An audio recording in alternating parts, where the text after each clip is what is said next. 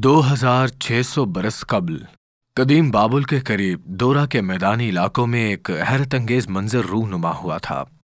कुराए अर्ज के सबसे ताकतवर बादशाह का एक बड़ा सुनहरी मुजस्मा नस्ब किया गया था और उसकी सल्तनत भर से हजारों नुमाइंदों को एक शानदार तकरीब में उसे खराज अकीदत पेश करने के लिए मदऊ किया गया था।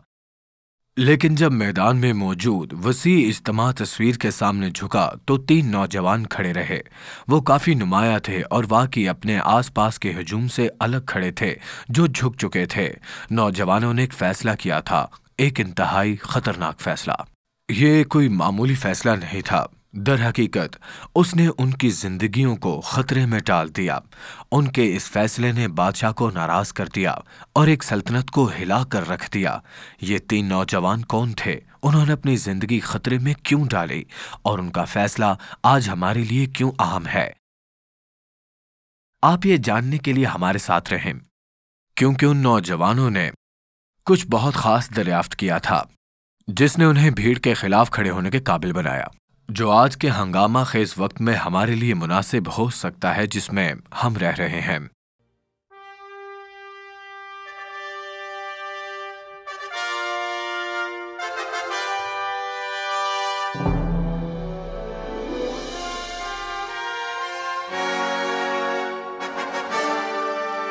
नाकाबिले यकीन सफर, हजरत दानियल, शोलों में ईमान। 2600 बरस कबल जो 3 नौजवान दोरा के मैदान में खड़े थे वो सदरक, मीसक और अबद नजू थे। वो नौजवान बनी इसराइली थे जिन्हें 605 कबल मसीह में इसराइल से यरगमाल किया गया था और बाबुल की वसी सल्तनत पर हुक्मरानी में मदद के लिए तरबियत दी जा रही थी। तीनों को अजीम बादशाह नबूकदनेस्सर के ज़ेर इख्तियार हर कौम और कबीले के नुमाइंदों के साथ 30 मीटर सोने के इस बड़े मुजस्मे के सामने झुकना जरूरी था। बाबुल के सल्तनत के उस पार से लोग मौजूद थे। वो सब वहां अजीम बादशाह की बैत करने के लिए मौजूद थे। अचानक तालियां बजने लगीं और बादशाह के शाही कासिद ने ऊंची आवाज में ऐलान किया। ऐलान का मकसद ये था कि जितना हजूम उस वक्त वहां उस मैदान में मौजूद था सारे उस कासिद की बात सुन सकें। उसके अल्फाज सहीफा हजरत दानियल 3 बाब 4 से 6 आयत में दर्ज हैं। ये बेहतरीन है, जरा इसे सुनिए। तब एक मुनाद ने बुलंद आवाज से पुकार कर कहा, ए लोगो, ए उम्मतों और ए मुख्तलिफ जुबानें बोलने वालों, तुम्हारे लिए ये हुक्म है कि जिस वक्त कुरना और नय और सितार और रबाब और बरबत और चुगाना और हर तरह के साज की आवाज सुनो तो उसको सोने की मूरत के सामने जिसको नबूकदनेस्सर बादशाह ने नस्ब किया है गिर कर सजदा करो, और जो कि सजदा ना करेगा उसी वक्त आग की जलती भट्टी में डाला जाएगा। नबूकदनेस्सर सिर्फ वफादार राया नहीं चाहते थे, वो बैत चाहते थे, ऐसी राया जो उसके आगे झुककर इबादत करे। और इसीलिए 3 इब्रानियों को जिन्हें बचपन से सिखाया जा रहा था कि सिर्फ एक ही हस्ती है उनका, खुदा ताला यहोवा, जो इबादत के लायक है, उनको एक मुश्किल, सख्त और नाहमवार फैसला करना पड़ा। ये एक जानलेवा इंतखाब था। क्या वो बाकी सबके साथ चलेंगे? क्या वो भीड़ की पैरवी करेंगे? क्या वो अपने खुदा ताला के अहकामात की खिलाफ वर्जी करते हुए बुत के सामने झुक जाएंगे? ये एक अहम सवाल है जिसे हमें अपने वक्त पर गौर करना चाहिए।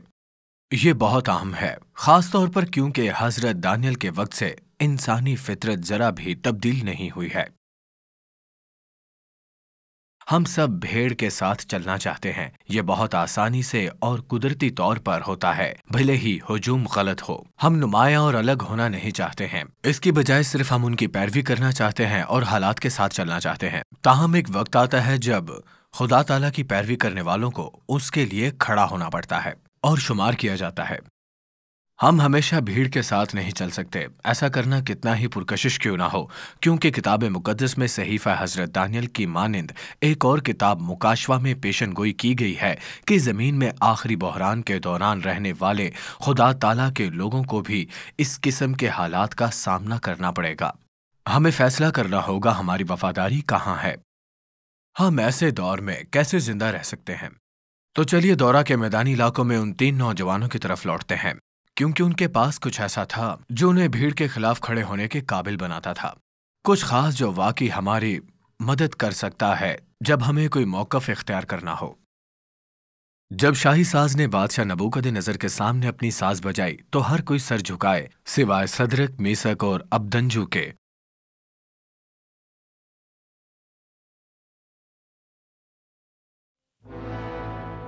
لہذا بادشاہ غصے میں تھا۔ کون ممکنہ طور پر اس کی عظمت کے لمحے میں خلل ڈال سکتا ہے؟ اس نے ان کا احتساب کرنا چاہا، لیکن جب اس نے دیکھا کہ وہ حضرت دانیال کے 3 دوست ہیں جن کا وہ احترام کرتا تھا اور پسند کرتا تھا، تو اس نے انہیں ایک اور موقع دینے کا فیصلہ کیا۔ نبوکت نظر نے جلتی ہوئی بھٹی کی طرف اشارہ کیا جو ہر اس شخص کے لیے تیار کی گئی تھی جو پریشانی پیدا کر سکتا تھا۔ وہ جانتا تھا کہ ان نوجوانوں کی اپنی ایک خدا سے بیعت ہے، لیکن اس نے بہت واضح انداز میں پوچھا کہ کون سا خدا تمہیں میری پکڑ سے بچا سکتا ہے؟ اگرچہ ان نوجوانوں نے جو جواب دیا ہے وہ بہت مشہور ہے اور اس نے سب لوگوں کو متاثر کیا ہے۔ آئیے اسے صحیفہ حضرت دانیال 3 باب 16 سے 18 آیت میں پڑھتے ہیں۔ اے نبوکد نظر، اس امر میں ہم تجھے جواب دینا ضروری نہیں سمجھتے۔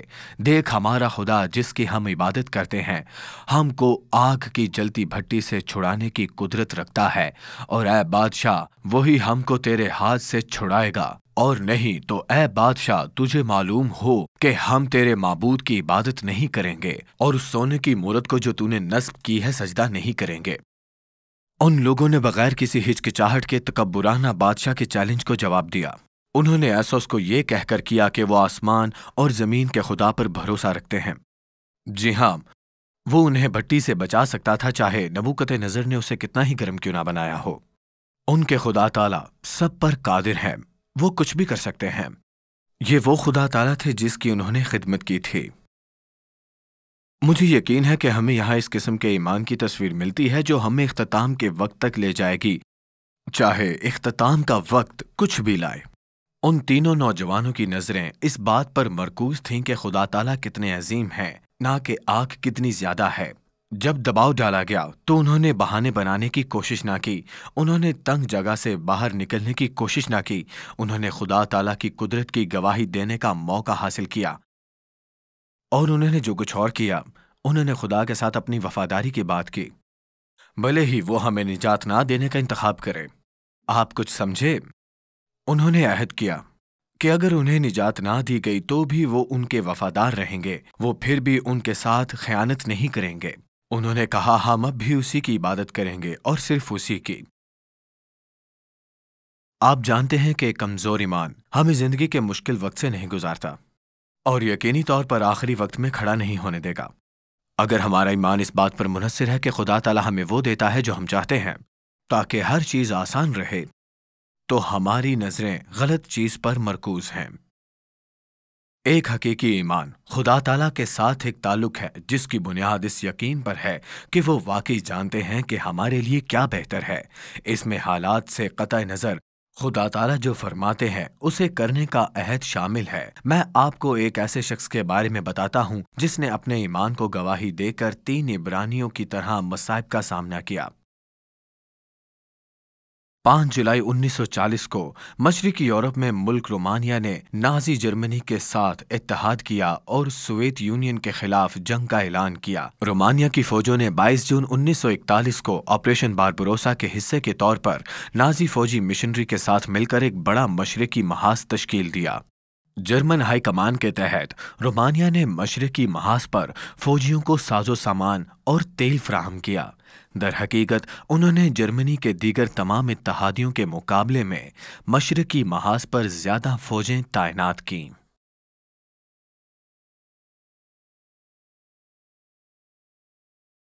لیکن تاریخ ہمیں بتاتی ہے کہ آپریشن باربروسا نازی جرمنی اور اس کے اتحادیوں کی قسمت میں ایک ناکامی اور ٹرننگ پوائنٹ ثابت ہوا۔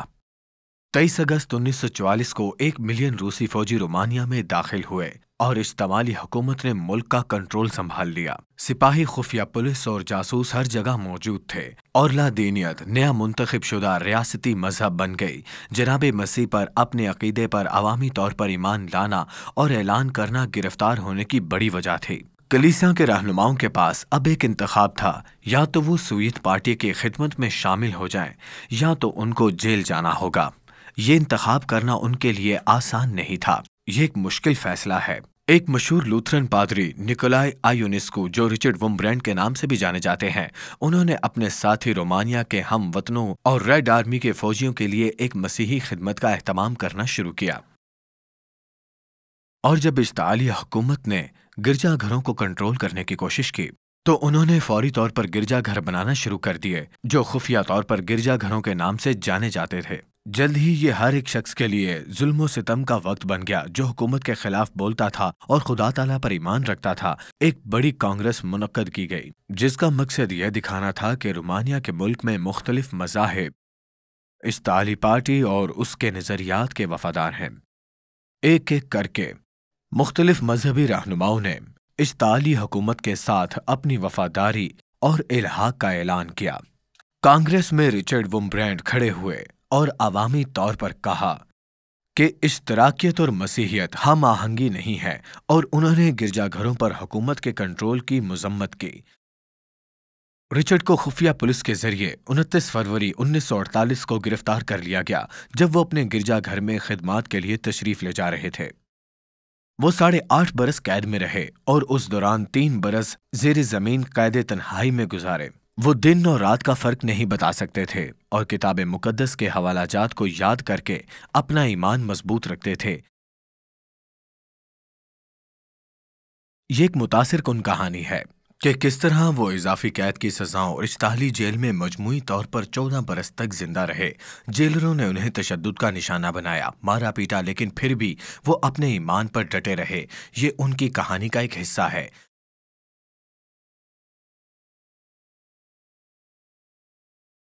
1950 کے قریب رومانیہ کی ایک جیل میں 2 افراد ایک دوسرے کے آمنے سامنے آئے۔ ان میں سے ایک خود اعتماد، ذہین، سخت گیر نوجوان لیفٹیننٹ تھا جس کا نام گریسو تھا۔ وہ ایک مختلف اشتعالی تھا جس کا خیال تھا کہ ایک بہتر دنیا بنا رہا ہے۔ دوسرا رچرڈ ومبرینڈ کے نام سے ایک نوجوان لوتھر پادری تھا۔ وہ کمزور اور بیمار تھا۔ اس کے چہرے پر ایک ایسے شخص کے بھاری سائے تھے جس نے اذیت اور محرومی کو برداشت کیا تھا۔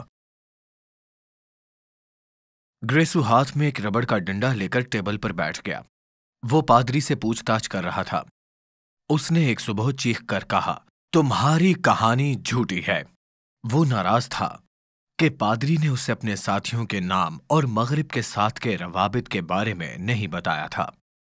گریسو نے اپنی کرسی پیچھے دھکیل دی اور چیخ کر بولا، بہت ہو گیا، یہاں ایک کاغذ ہے۔ ہم جانتے ہیں کہ تم دوسرے قیدیوں کے ساتھ کوڈ میں بات چیت کرتے ہو۔ اب ہم جانتے ہیں کہ ان میں سے ہر ایک نے کیا کہا۔ لیفٹیننٹ نے اپنی میز پر موجود ڈنڈے کو بجایا اور کہا، تمہارے پاس آدھا گھنٹہ ہے۔ میں چاہتا ہوں کہ تم اس کاغذ پر بالکل وہی لکھو جس کے بارے میں تم اپنے دوستوں سے بات کرتے ہو۔ رچرڈ ومبرینڈ کو ایک خوفناک مخمصے کا سامنا کرنا پڑا۔ جب وہ کاغذ کے ٹکڑے کو دیکھ رہے تھے، انہیں اعترافی بیان لکھنا پڑا۔ پھر بھی وہ کوئی ایسی بات ظاہر نہیں کرنا چاہتے تھے جس سے ان کے ساتھی قیدیوں کو خطرہ لاحق ہو، اور انہوں نے جو کچھ بھی کہا اسے توڑ مروڑ کر اس ثبوت میں تبدیل کیا جا سکتا ہے کہ وہ جاسوس تھے۔ آخر کار اس پادری نے جناب مسیح میں اپنے ایمان کا اعتراف کرنے کا فیصلہ کیا۔ انہوں نے اعتراف کیا کہ وہ کال کوٹڑی کی دیواروں پر کوڈ لکھتے تھے، ایک نجات دہندہ کے بارے میں اچھی خبر پہنچانے کی کوشش کر رہے تھے۔ انہوں نے ان الفاظ میں گواہی دی، میں جناب مسیح کا شاگرد ہوں جنہوں نے ہمیں اپنے دشمنوں سے محبت کرنا سکھائی۔ میں نے کبھی اشتعالیوں کے خلاف کچھ نہیں کہا۔ میں انہیں سمجھتا ہوں اور ان کی تبدیلی کے لیے دعا گو ہوں تاکہ وہ ایمان میں میرے بھائی بن جائیں۔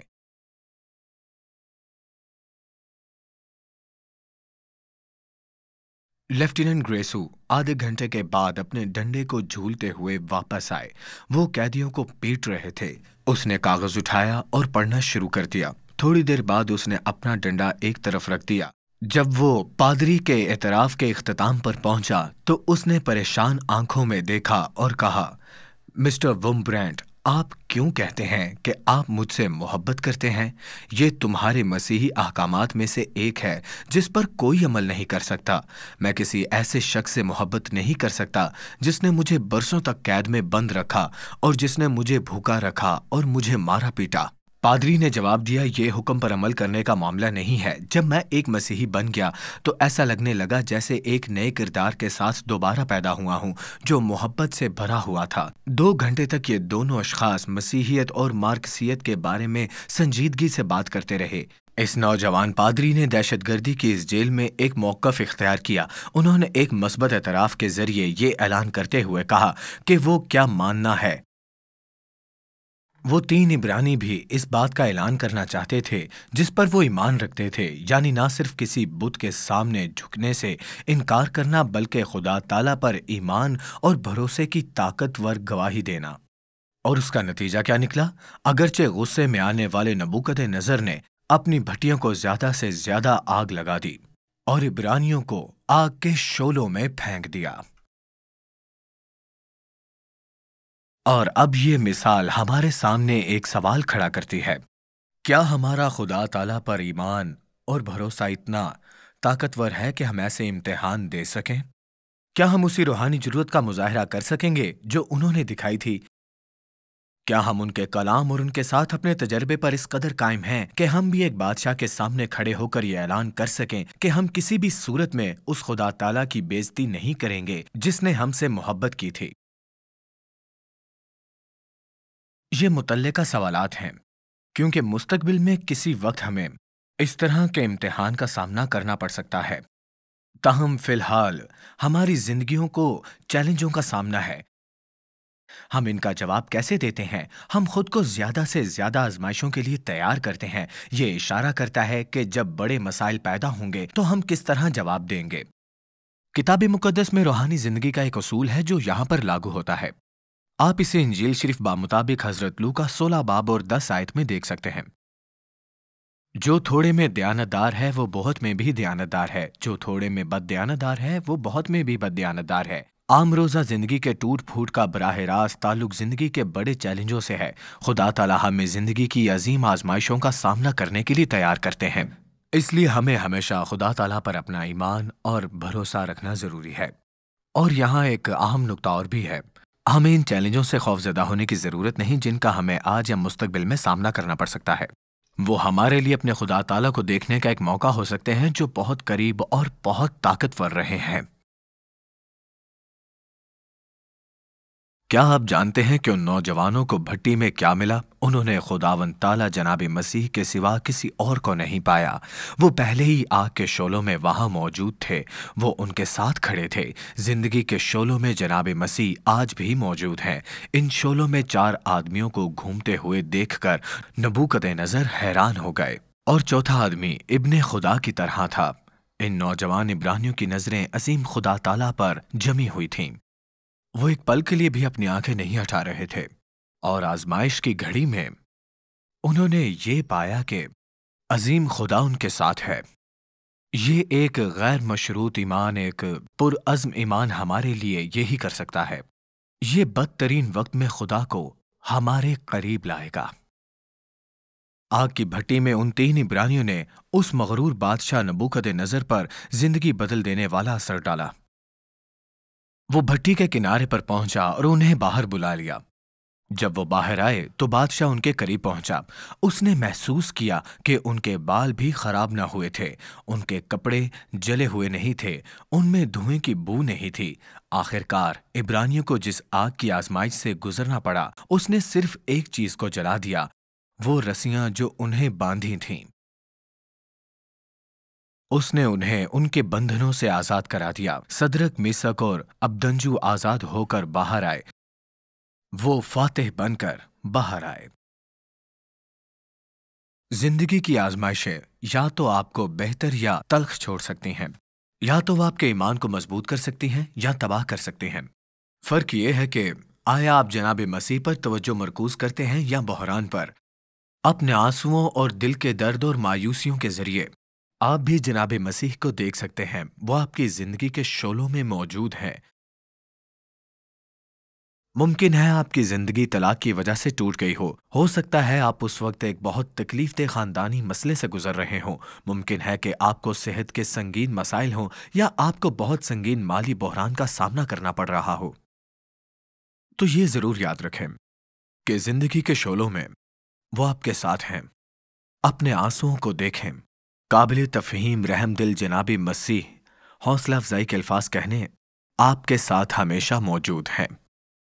نبوکت نظر کو اب احساس ہوا کہ خدا ہے جو اس سے کئی بڑا ہے، جس کی برابری وہ نہیں کر سکتا۔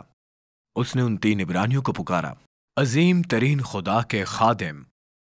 اس وقت تک بادشاہ نے اپنے بڑے سنہری مجسمے کے ساتھ خود سب سے اونچا ہونے کی کوشش کی تھی، لیکن اب انہوں نے ایک قابل ذکر اعتراف کیا ہے۔ ہم اسے صحیفہ حضرت دانیل 3 باب 28 آیت میں پاتے ہیں۔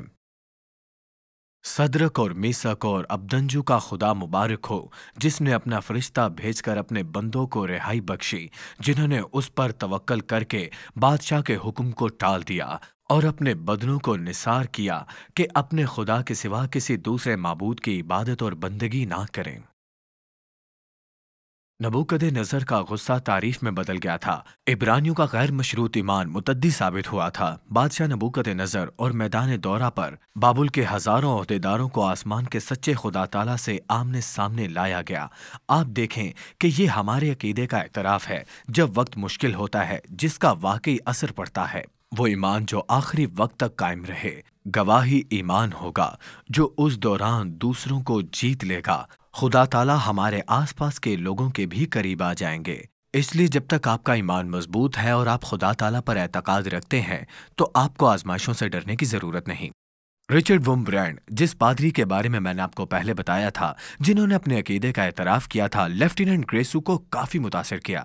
اسی پہلی لمبی بات چیت کے بعد لیفٹیننٹ نے انہیں تقریباً ہر روز اپنے دفتر میں بلایا اور وہ تقریباً 1 گھنٹے تک بات کرتے تھے۔ کاہن ومبرینڈ نے انہیں بتایا کہ ابتدائی ایمان دراصل ایک انقلابی تحریک کا حصہ تھے۔ گریسو کو یہ جان کر حیرت ہوئی کہ کارل مارکس نے ایک بار لکھا تھا کہ مسیحیت گناہ سے تباہ ہونے والی زندگیوں کی تجدید کے لیے ایک مثالی مذہب ہے۔ گریسو کے لیے یہ حیران کن تھا۔ جیسے جیسے وہ بات کرتے رہے، گریسو ہر مرتبہ محبت اور خدمت کے مسیحی نظریات سے زیادہ متاثر ہوا۔ وہ اکثر کہا کرتے تھے، میری پرورش ملحد کے طور پر ہوئی ہے اور میں ہمیشہ ملحد ہی رہوں گا۔ لیکن ان کے سامنے کھڑے اس پادری کے پاس ایک ایسی دلیل تھی جس کی وہ تردید نہ کر پائے کہ خدا تعالیٰ حقیقی تھے۔ اپنی بات چیت شروع کرنے سے 2 ہفتے بعد لیفٹیننٹ گریسو کو احساس ہوا کہ وہ جناب مسیح کو جان چکے ہیں اور ان سے محبت کرتے ہیں، اور جناب مسیح کو اپنے نجات دہندہ کے طور پر قبول کرنے کا فیصلہ کیا۔ اس جیل میں کیسا منظر تھا جب سیکیورٹی پولیس کی وردی میں ملبوس لیفٹیننٹ پادری ومبرینڈ کے پاس گھٹنے ٹیک کر جیل کے کپڑوں میں بیٹھ گیا تھا اور اعتراف ایمان کی دعا کر رہا تھا۔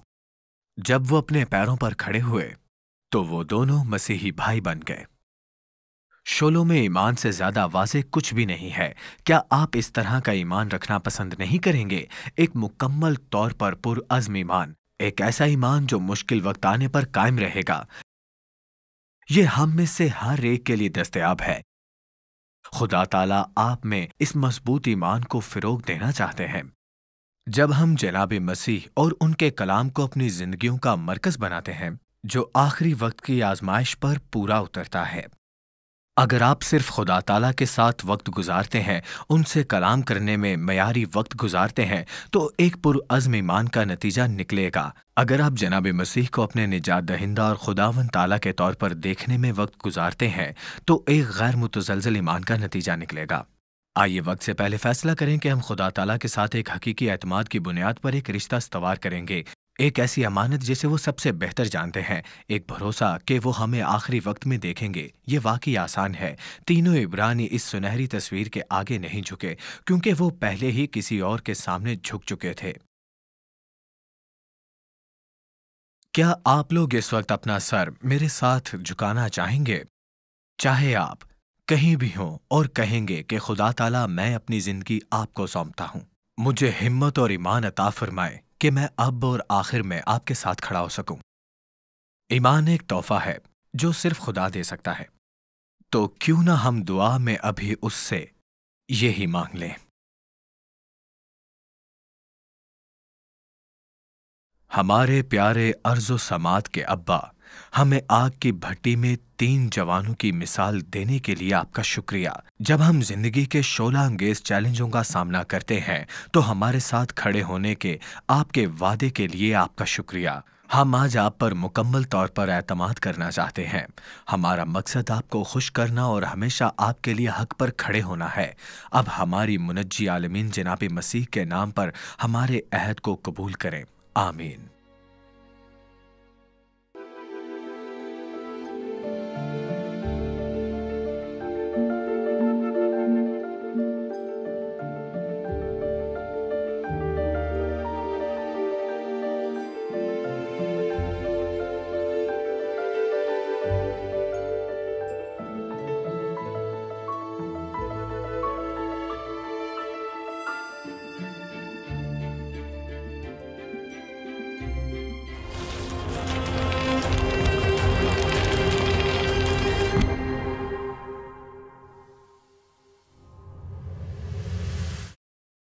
अजीज नाजरीन, इस वीडियो को देखने के बाद अगर आप इंजील शरीफ का मुफ्त नुस्खा हासिल करना चाहते हैं तो हमें अपना मुकम्मल पता बमा मोबाइल फोन के अरसाल कर दें। हम पूरी कोशिश करेंगे कि आप तक इंजील शरीफ का मुफ्त नुस्खा पहुंच जाए।